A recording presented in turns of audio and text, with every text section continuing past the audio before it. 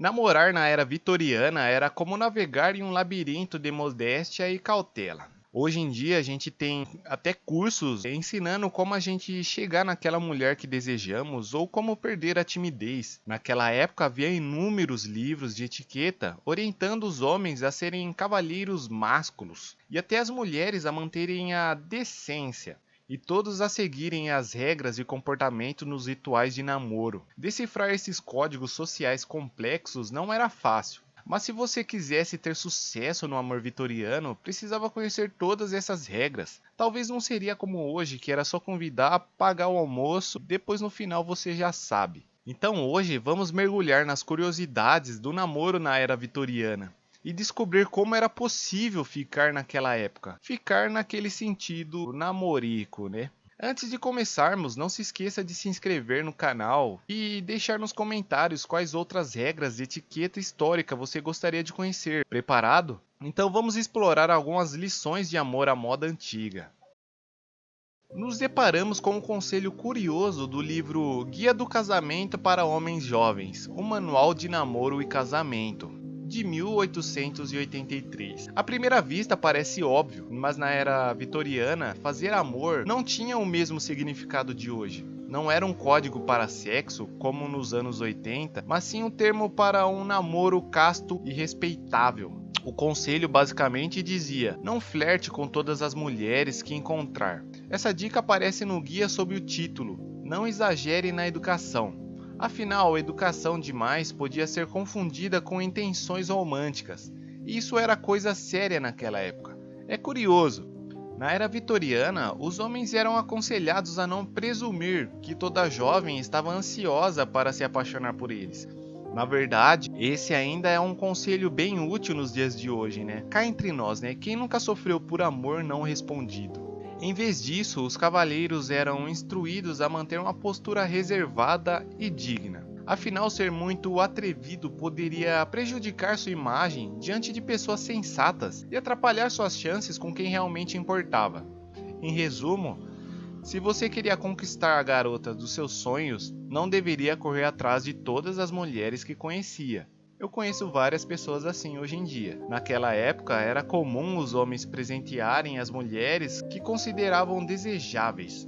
Mas como as mulheres deveriam reagir? De acordo com um guia de etiqueta do ano de 1837, a amiga da moça, a regra era simples: nunca aceite presentes de um cavalheiro.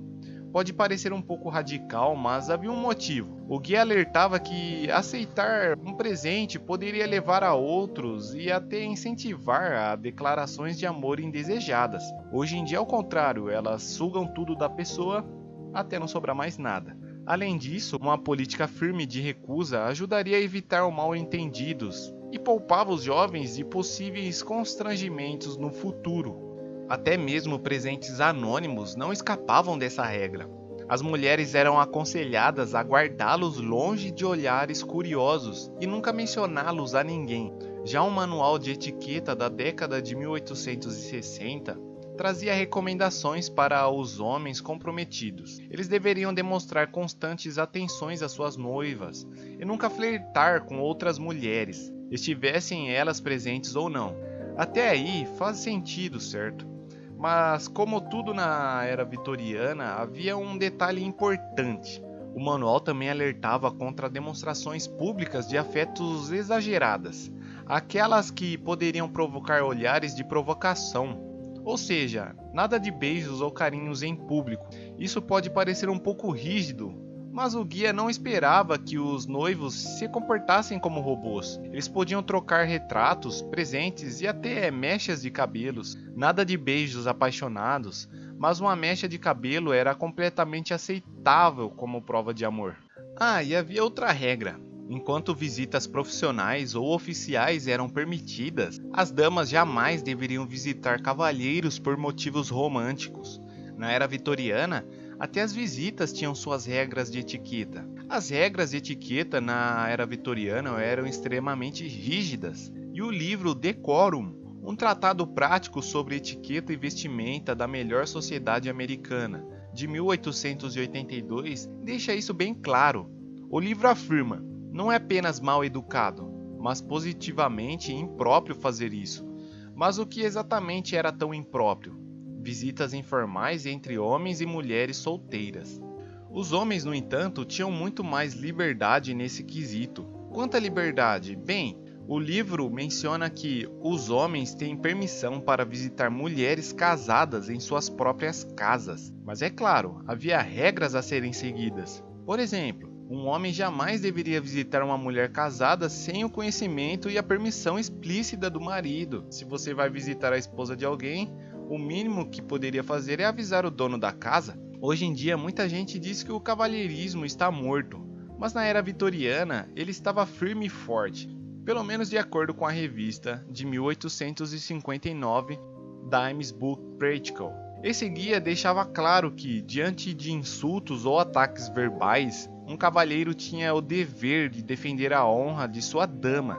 Agora, se o problema tivesse sido causado pela própria dama, a coisa ficava mais complicada. Nesses casos, o cavalheiro era esperado para mediar a situação e até mesmo pedir desculpas em nome dela. Imagina só a saia justa. O livro ainda alertava para nunca apoiar demais a outra parte da discussão, pois isso faria o homem parecer tão rude quanto o ofensor original. E quando o assunto era dançar, as regras eram ainda mais específicas. Afinal, se você pode dançar com uma mulher, certamente pode conversar com ela, certo? Errado.